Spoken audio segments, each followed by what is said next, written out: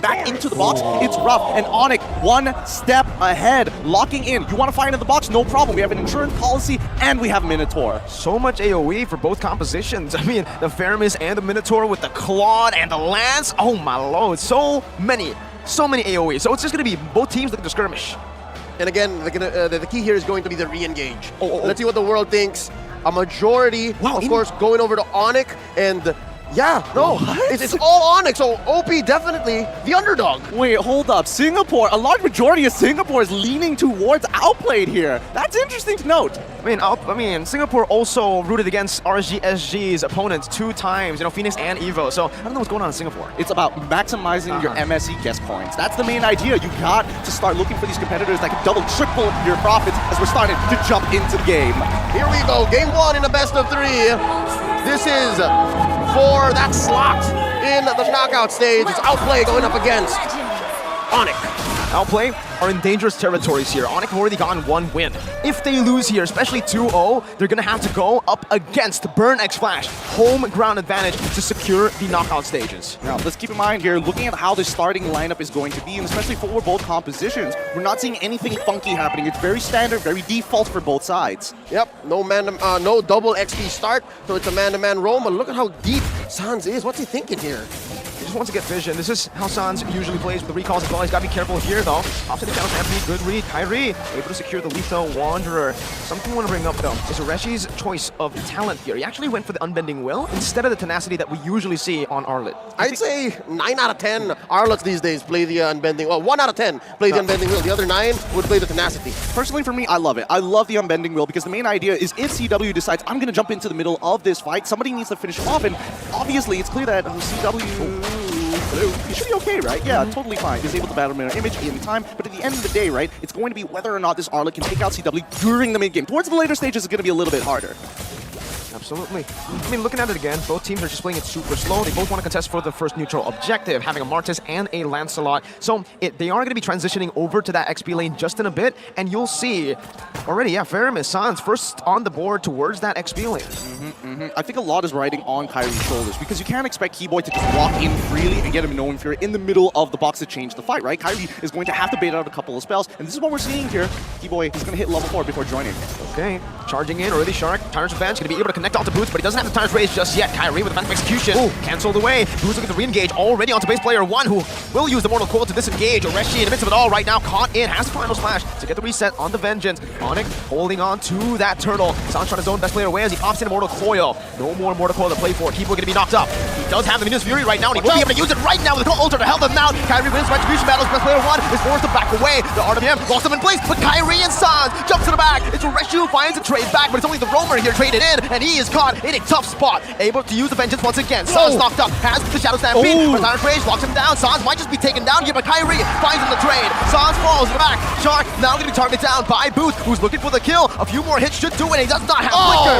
ONIC win out. It's a 3 for 2, and they get the turtle. What a long extended fight there. While all this was happening, CW did get chunked out pretty hard, forced to recall early on. Basic is holding on very nicely to his lead for now. But the real question is, how are they going to play for these upcoming neutral objectives? We saw what it looks like, and unfortunately, for Outplayed, it's a little tough to get in on these fights, especially when Keyboy has his ultimate. You see that OP understands that their strength, or at least in a 50-50 matchup like this, lies in the re-engage. They really tried hard after baiting out a few ults from ONIC.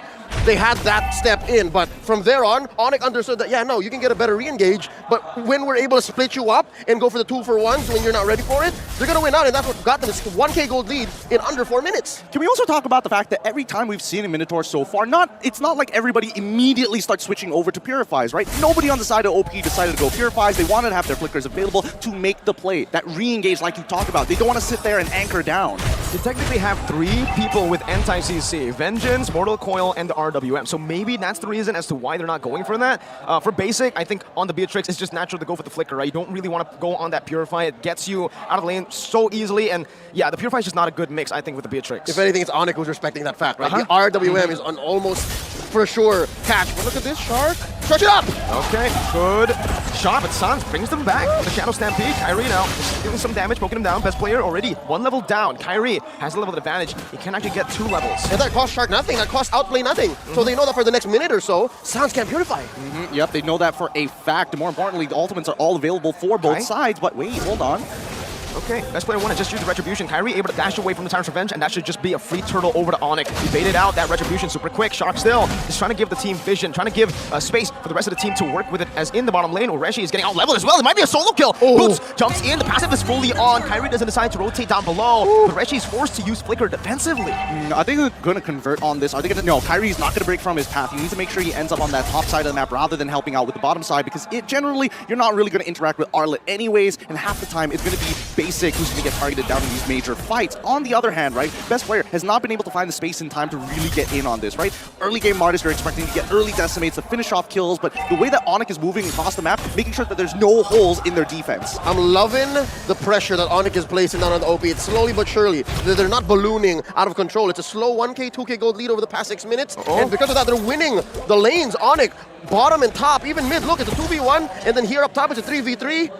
And they're sandwiching OP. Look at the positioning. Yeah, no. And yeah, they leave Oreshi down bottom, but I'm not so sure what he can get there. Boy in Fury, no Purify, and that's what it does. Everybody locked down. Who's going to be falling right there as he popped in the real world manipulation to sustain. Best player 1 rotating up top, but he's a bit too late to the party as he's going to be chunked down. Shadow Stampede not just connecting just yet. Tyrant's Revenge blocking Kyrie down, the bouncing ball as well, stopping him from using the puncture, but he still is able to play it slow to get out of that situation as ONIC just pick up a free turret. Really good timings on the Thorn Rose, dodging a couple of hits and especially dodging the turret shots to put him into lethal range. 30 more seconds till Turtle comes back up, and if you look at the altar, Sam should technically get his full altar relatively soon. In the meantime here, Boots with that 1 kill lead, and especially with the Black Dragon form and the fact that he is able to disrupt so many members from the side of OP, all of their flickers are basically down. Well, synchronized, Shark get a catch. Bouncing ball as well, Kyrie locked down, but just stays there. Thorn Rose puncture out. Calm, cold. All right, admit it. Who is sweating here? You have to admit, you gotta be a very confident jungler to sit in front of the nearest Ashen, open up the sidebar just to see the items. Here we go again.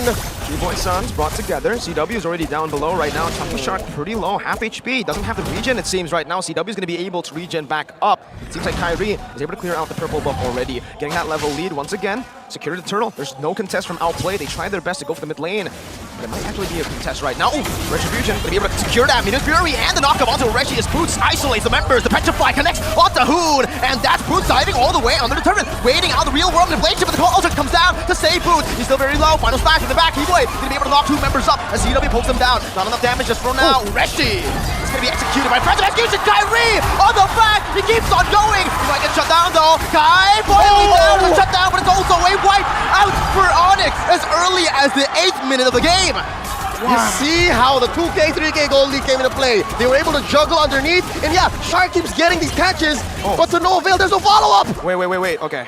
He's good. He's good. Shark is able to walk away from that, but you got to admit, Kyrie sees angles that most people don't, and the fact is, they knew, and especially when you're looking at Hoon here, he played it as great as he can, right? He was managing the shot residue. He quickly dropped down the real world manipulation to keep himself alive, but look at the angle that Kyrie finds the hop, the best player right on top of Hoon to secure this kill, buys enough time for the rest of the team to start wiping them out.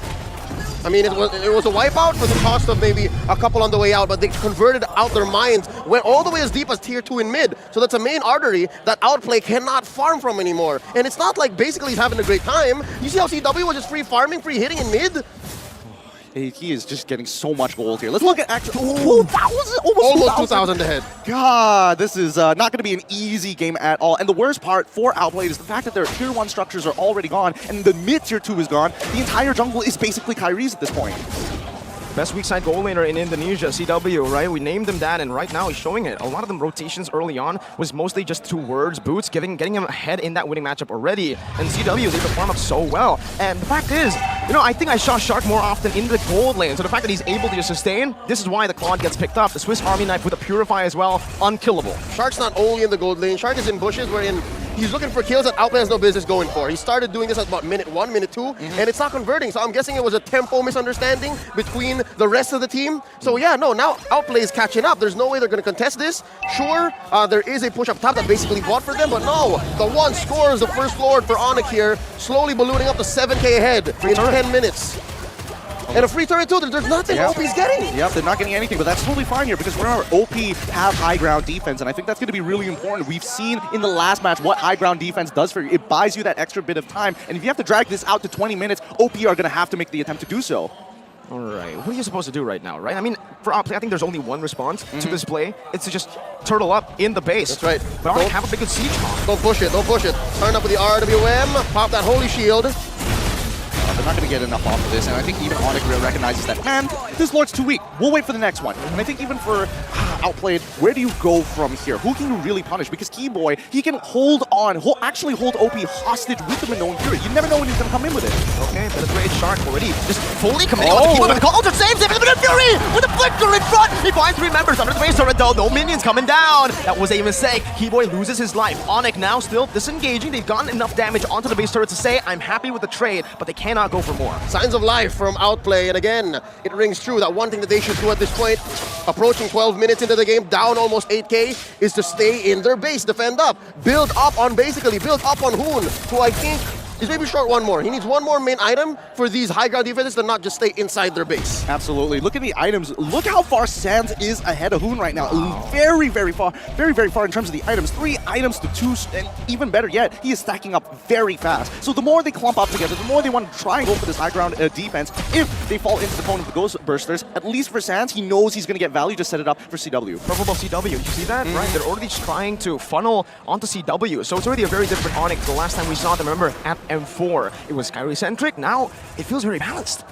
And isn't that the same way that EVOS Legends have evolved too? Yeah. They've been able to say, you know, it's not just about brands. Now it's just not about Kyrie. We will let y'all do your thing. And yeah, Sands was the MVP then, but here you see him that he's ready to save his teammates. He's ready to dive in there, maybe even die for the cause. But I'm hoping that they don't have to do that. Because again, now shoes on the other foot. ONIC, what do they have to do? I'd say wait for the Luminous Lord. They'll crash in, and I'm seeing at least 2 inhibitors going down. Yeah, you know, at least for OUTPLAY, they're playing extremely disciplined right now. And they know that walking out of the base is just a little too risky, especially with gold lead developed by ONIC. 8.2K so far, current gold deficit. And with the next 42K mark from the side of ONIC, you can expect that their cores will have at least 4 of their core items. It's rough to begin with, and I think 2 more Lords until OP is able to equalize. 2 Lords, maybe one of them stolen. Like, I think they can survive one more Lord that's on ONIC, and then maybe they can try to steal for the other. But something to note, I didn't notice, ONIC's draft, there's very little magic damage, but the fact that Ureshi had to build an Oracle for himself means that he's respecting Sans. The fact that Ghost Bursters might deal enough damage to take down this unbending Will Arlott. And it's strange to see because ONIC aren't really clumping up in these team fights, right? And usually when you have a cold ulcer to play with, you want to just clump up, and that's why OP really went in on this box composition. Thing is, ONIC have been very sporadic in the way they tackle these team fights, but like you mentioned, low magic damage, only Sans. Basic, just bottle win in nature. So that is definitely a power spike for him that he can utilize. Well, don't forget, keep your eyes on Keyboy. He's got his flicker back up again, and we saw how much damage he can do with the Minoan Fury, and with the 3rd hit of it being flickered into the middle of the enemy team, getting big knockups as well. At least for OUTPLAY, they can recognize we can try to cancel it out, but that's a lot of resources that's being dedicated to Keyboy. Here we go, Lord crashing on through. Mid goes down, bottom up next. There's a wave up top that Kyrie's brought in. Okay, this is just the siege right now. Oh, Basic is going to be engaged on right there. Doesn't do enough damage onto Kyrie. Still going to be able to be super safe in the back. Boots pops in Black Dragon form. Real world inflation popped down as well. Reshi going to be zoned away from the team. Doesn't have the final slash anyway, so look for anything more. And ONIC say, we're happy with 2 base turrets. We might look for 1 more as we go and invade first. Well, to be fair, Hoon doesn't have the RWM. If they really want to force it, they can absolutely do so on the second wave, right? Oh, final slash! It actually brings Sans back, but he has to call Alter, and now the collapse on the back. CW with the laser duet onto the base! Hoon gets taken very low, still saving that flicker right now as Kyrie is going to be caught. He has the dashes though, and CW now is going to be able to melt them down 1 by 1. It's a double kill for CW. A 3-for-0 as ONIC will still pull back. The discipline, they do not want to force it. It's Or maybe they dangerous. do. They're very low. They're very low. It's hard. Kairi might survive, yes, but maybe not Kiboy. Maybe not CW, but they're still gonna push. 16 seconds on the clock for the death timers right now. The base is wide open, and CW will just go for it right now with a battle mirror image. 15 minutes in, no minions, but it does not matter. Dominance in game number 1 presented by ONIC. I told you, as soon as that RWM is down, at least they know for a fact they cannot force anything onto ONIC.